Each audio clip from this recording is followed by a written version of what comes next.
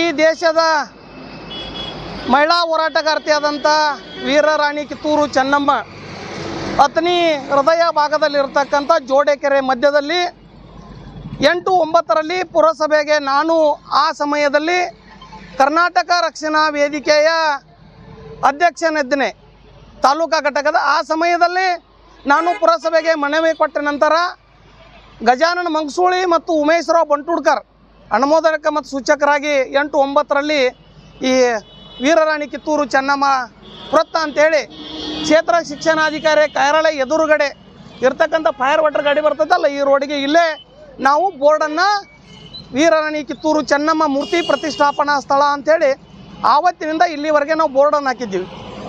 ಆದರೆ ಈಗ ಕೇವಲ 2 ದಿವಸ ಹಿಂದೆ ಅತನಿ ಪುರಸಭೆ ವ್ಯಾಪ್ತಿಯಲ್ಲಿ ಬರ್ತಕ್ಕಂಥ ಮುಖ್ಯಾಧಿಕಾರಿಯೋ ರಾಜಕೀಯ ಒಂದು ಒತ್ತಡ ಏನು ತಿಳಿತಾ ಇಲ್ಲ. ಆದರೆ ಇವತ್ತಿನ ವೀರರಾಣಿ ಕಿತ್ತೂರು ಚೆನ್ನಮ್ಮ ಇಲ್ಲಿ ಹಾಕಿರ್ತಕ್ಕಂಥ ಬೋರ್ಡನ್ನು ಫ್ಲ್ಯಾಕ್ಸನ್ನು ತೆಗೆದುಹಾಕಿದ್ದಾರೆ. ಅದಕ್ಕೆ ನಾವು ತೀವ್ರವಾಗಿ ಪುರಸಭೆ ಮುಖ್ಯಾಧಿಕಾರಿ ಚಿಕ್ಕೋಡಿ ಎಸಿ ಅವರನ್ನು ಖಂಡಿಸ್ತೇವೆ.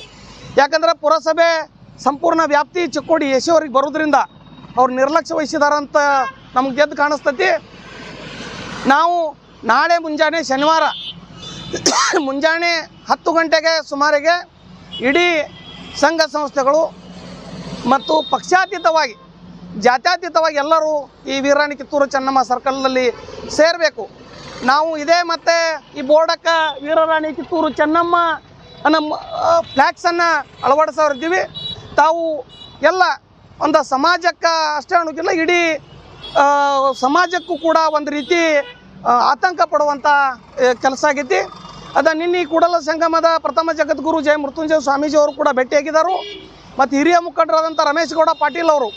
ನಾವು ನಿನ್ನೆ ತಕ್ಷಣ ಕಾಗವಾಡ ಶಾಸಕರಾದ ರಾಜವಣ್ಣ ಕಾಗೆಯವರಿಗೆ ಮಾತಾಡಿದೆ, ಅದೇ ರೀತಿಯಾಗಿ ಸಿದ್ದಗೌಡ ಕಾಗೆಯವರಿಗೆ ಮಾತಾಡಿದನು. ಇವತ್ತು ಈ ಕ್ಷೇತ್ರದ ಶಾಸಕರಾದಂಥ ಲಕ್ಷ್ಮಣ್ ಸವದಿ ಅವ್ರಿಗೂ ಕೂಡ ಮಾತಾಡೋನಿದ್ದೀನಿ. ಆದರೆ ಮತ್ತು ಈ ಕ್ಷೇತ್ರದ ಸಂಸದರಾದಂಥ ಪ್ರಿಯಾಂಕಾ ಜಾರಕಿಹೊಳಿ ಅವ್ರಿಗೆ ಕೂಡ ನಾನು ಮಾತಾಡಿ ಆದಷ್ಟು ಬೇಗನೆ ವೀರರಾಣಿ ಕಿತ್ತೂರು ಚೆನ್ನಮ್ಮ ಮೂರ್ತಿಯನ್ನು ಇಲ್ಲಿ ಈಗಾಗಲೇ ಮಿರಾಜದ ಮಹೇಶ್ ಗುಜ್ಜಾರ್ ಅವ್ರಿಗೆ 5 ಲಕ್ಷ ರೂಪಾಯಿ ಮುಂಗಡವಾಗಿ ನಾವು ಹಣ ನೀಡಿದ್ದೀವಿ.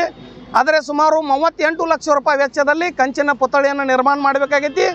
ಈ ಅತನಿಯ ಹೃದಯ ಭಾಗದಲ್ಲಿ ಇರ್ತಕ್ಕಂಥ ವೀರರಾಣಿ ಕಿತ್ತೂರು ಚೆನ್ನಮ್ಮ ವೃತ್ತದಲ್ಲಿ ಸ್ಥಾಪನೆ ಮಾಡಬೇಕಾಗೈತಿ.